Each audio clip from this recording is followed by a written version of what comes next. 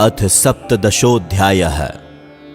अर्जुन बोले, हे कृष्ण, जो मनुष्य शास्त्र विधि को त्याग कर श्रद्धा से युक्त हुए देव आदि का पूजन करते हैं, उनकी स्थिति फिर कौन सी है? सात्विकी है अथवा राजसी किंवा तामसी? श्री भगवान बोले, मनुष्यों की वह शास्त्रीय संस्कारों से रहित केवल स्वभाव से उत्पन्न श्रद्धा सात्विकी और राजसी तथा तामसी, ऐसे तीनों प्रकार की ही होती है। उसको तू मुझसे सुन। हे भारत, सभी मनुष्यों की श्रद्धा उनके अंतःकरण के अनुरूप होती है। यह पुरुष श्रद्धामय है, इसलिए जो पुरुष जैसी श्रद्धा वाला है वह स्वयं भी वही है।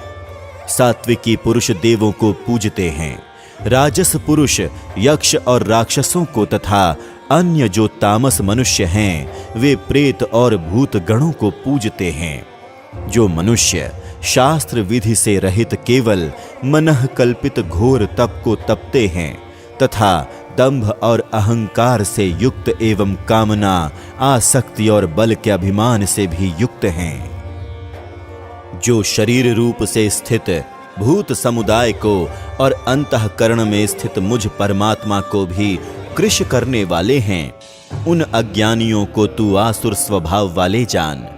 भोजन भी सबको अपनी अपनी प्रकृति के अनुसार तीन प्रकार का प्रिय होता है, और वैसे ही यज्ञ, तप और दान भी तीन तीन प्रकार के होते हैं। उनके इस पृथक पृथक भेद को तू मुझसे सुन। आयु, बुद्धि, बल, आरोग्य, सुख और प्रीति को बढ़ाने वाले, रस युक्त, चिकने और स्थिर रहने वाले तथा स्वभाव से ही मन को प्रिय ऐसे आहार अर्थात भोजन करने के पदार्थ सात्विक पुरुष को प्रिय होते हैं। कड़वे, खट्टे, लवण युक्त, बहुत गर्म, तीखे, रूखे, दाहकारक और दुख, चिंता तथा रोगों को उत्पन्न करने वाले आहार अर्थात भोजन करने के पदार्थ राजस पुरुष को प्रिय होते हैं। कड़वे, खट्टे, लवण युक्त, बहुत गर्म, तीखे, रूखे, दाहकारक और दुख, चिंता तथा रोगों को उत्पन्न करने वाले आहार अर्थात भोजन करने के पदार्थ राजस पुरुष को प्रिय होते हैं। जो भोजन अधपका, रस रहित, दुर्गंध युक्त, बासी और उच्छिष्ट है तथा जो अपवित्र भी है, वह भोजन तामस पुरुष को प्रिय होता है।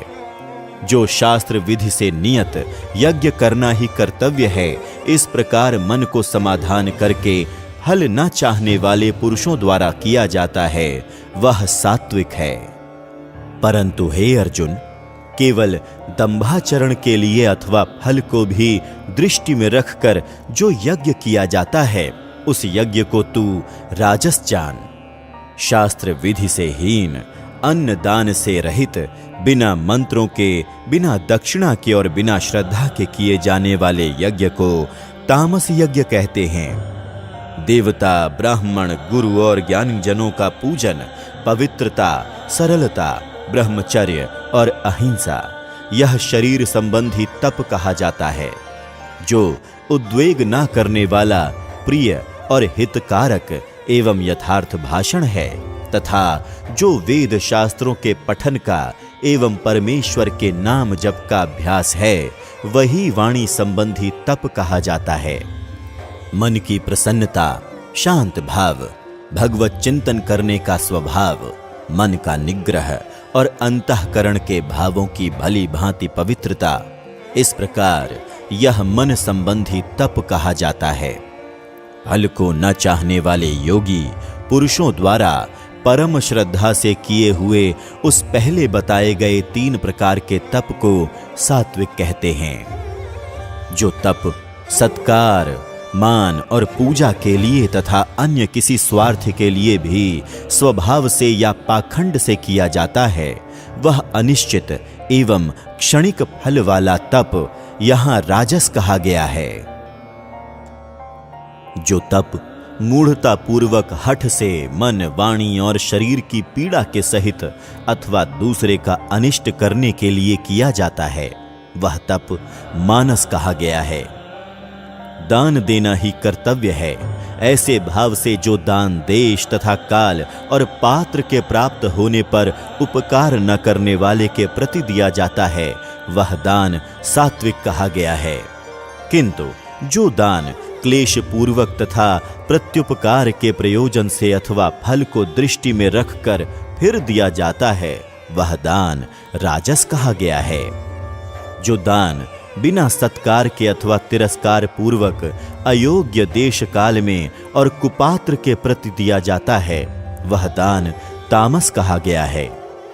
ओम तत् सत, ऐसे यह 3 प्रकार का सच्चिदानंद घन ब्रह्म का नाम कहा है।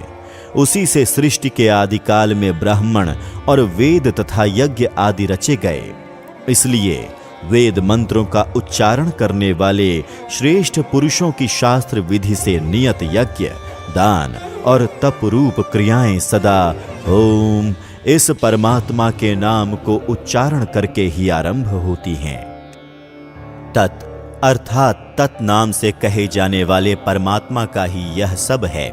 इस भाव से फल को न चाहकर नाना प्रकार की यज्ञ, तप रूप क्रियाएं तथा दान रूप क्रियाएं कल्याण की इच्छा वाले पुरुषों द्वारा की जाती हैं। सत, इस प्रकार यह परमात्मा का नाम सत्य भाव में और श्रेष्ठ भाव में प्रयोग किया जाता है तथा हे पार्थ, उत्तम कर्म में भी सत शब्द का प्रयोग किया जाता है तथा यज्ञ, तप और दान में जो स्थिति है वह भी सत इस प्रकार कही जाती है और उस परमात्मा के लिए किया हुआ कर्म निश्चय पूर्वक सत ऐसे कहा जाता है।